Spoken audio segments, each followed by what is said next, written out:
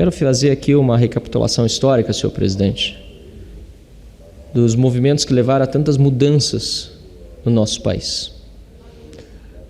Nós tivemos, em 2013, as maiores manifestações espontâneas registradas no Brasil e, quiçá, do mundo. Aliás, eu vivia no exterior e vi essas manifestações pelos noticiários em outros países.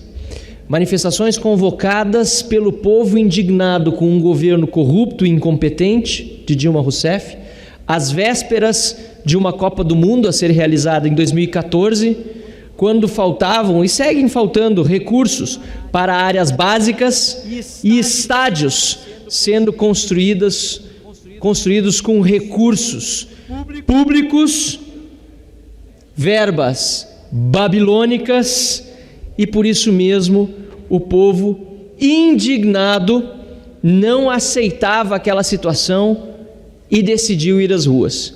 Se manifestou pacífica e ordeiramente, convocar pela internet. Aliás, é interessante lembrar que inicialmente o primeiro estopim tinha sido uma manifestação da esquerda, do PSOL, em virtude dos 20 centavos das passagens de ônibus, do aumento em São Paulo.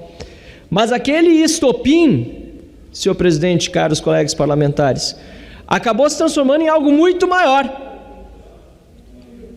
O povo disse: não é pelos 20 centavos, é por muito mais do que isso, é pela corrupção, pela incompetência, e foi para as ruas, e desde então não tem mais saído de lá. Os black blocs foram tentar atrapalhar naquele ano de 2013, infiltrados pela esquerda, principalmente, aliás, pela extrema esquerda, a esquerda radical do PSOL, que colocou infiltrados para quebrar tudo e fazer as pessoas saírem das ruas.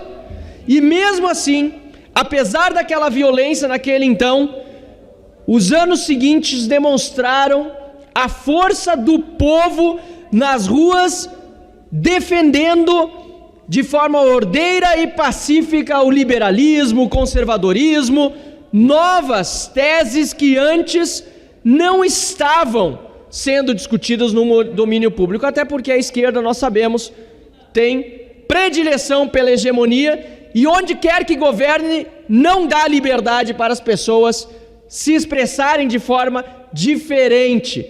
É só ver como é Cuba, como é a União Soviética, ou foi a União Soviética, a Coreia do Norte, onde só pode ter um partido, China, e outras opiniões não podem ser expressas. A esquerda é isso.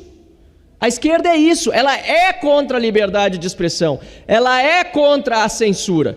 Mas teve de conviver e foi convivendo agora nos últimos anos com um movimento diferente, com pessoas que indignadas vão às ruas e permanecem lá pela sua liberdade de se expressar.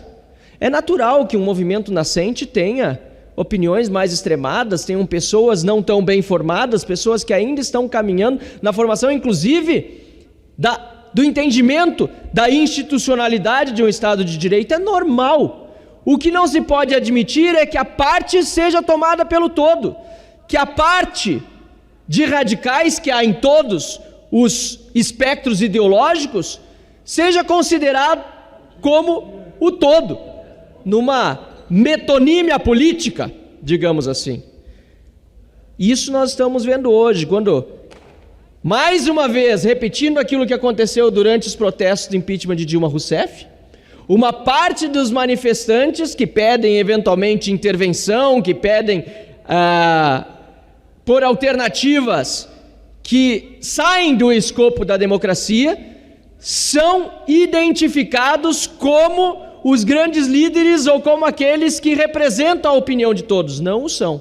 Eu, no meu mestrado em jornalismo, inclusive, comprovei nas minhas análises como os processos de impeachment de Dilma Rousseff, coberto pela mídia, em especial a grande mídia, foi eivado de matérias tentando diminuir a importância das grandes manifestações de milhões de pessoas ao vinculá-las às opiniões de eventuais extremistas. E à medida, senhor presidente, que o tempo foi passando e as manifestações foram ficando tão grandes que já não podiam mais ser ignoradas pela mídia, a própria imprensa precisou rever a sua cobertura para demonstrar aquilo que realmente sempre foram as manifestações populares no Brasil na direita. Manifestações por um país decente, com um governo competente, sem corrupção. Agora, pouca gente entendeu esse movimento, senhor presidente, dessa direita nascente. Aliás, na política tradicional, nos partidos tradicionais, ninguém entendeu.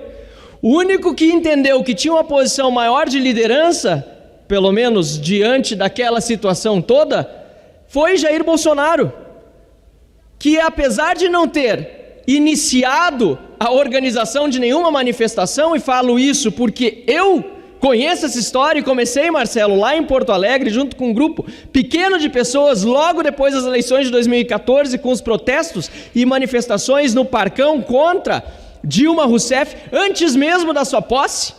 Fomos diante do TRE falar sobre o resultado das eleições como cidadãos que somos, e depois o PSDB pediu auditoria nas urnas. Essa história é importante que seja contada.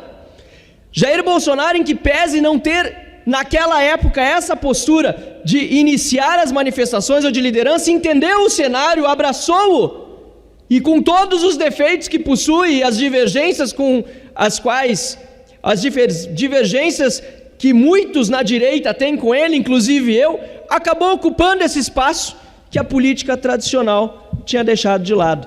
Os grandes partidos, todos vendidos ao fisiologismo. Basta ver o que foi a última eleição. Foi Bolsonaro e Haddad, e logo depois deles, Ciro e Alckmin lá embaixo nos resultados eleitorais. O que aconteceu, senhor presidente, é que nós tivemos um governo muito tumultuado durante esses últimos 4 anos, também fruto dessa incapacidade da nova direita conseguir se articular dentro da Câmara e de um presidente da República que nunca gostou de articulação política. É notório, ele sempre disse isso. Entregou para o Centrão a articulação do seu governo, entregou para os mesmos fisiológicos lá de trás e deixou a base ideológica aqui na Câmara à míngua, sem nenhum tipo de orientação, e ela própria não se organizou. E falo aqui inclusive como parlamentar independente que sou e como observador independente que busco ser, apesar da dificuldade, sendo eu também parte desta arena política aqui presente. De outra parte, nós vimos que aqueles que perderam o poder perceberam de onde veio a força do povo para substituir o regime então vigente, corrupto, incompetente, por meio de um processo de impeachment, em virtude de crime de responsabilidade de Dilma Rousseff, para não falar dos milhares de outros crimes cometidos, a exemplo do Mensalão e do Petrolão, dos bilhões desviados, da prisão do Lula com ddinheiro recuperado no exterior que existiu. Que absurdo dizer que não, ele hoje foi absolvido pela ONU, falta dizer até que foi o Papa que o absolveu. Um absurdo. O povo viu tudo isso e divulgou tudo isso. A Lava Jato funcionava, as redes sociais estavam repletas, senhor presidente Calil, de manifestações das pessoas com indignação contra aquele governo e que permaneceram durante este período também dos últimos 4 anos alerta em relação a uma eventual volta do PT, e por isso mesmo eu, como independente, na eleição, no segundo turno, várias vezes disse: apesar das minhas divergências com Bolsonaro, não tenho convergência nenhuma com o PT.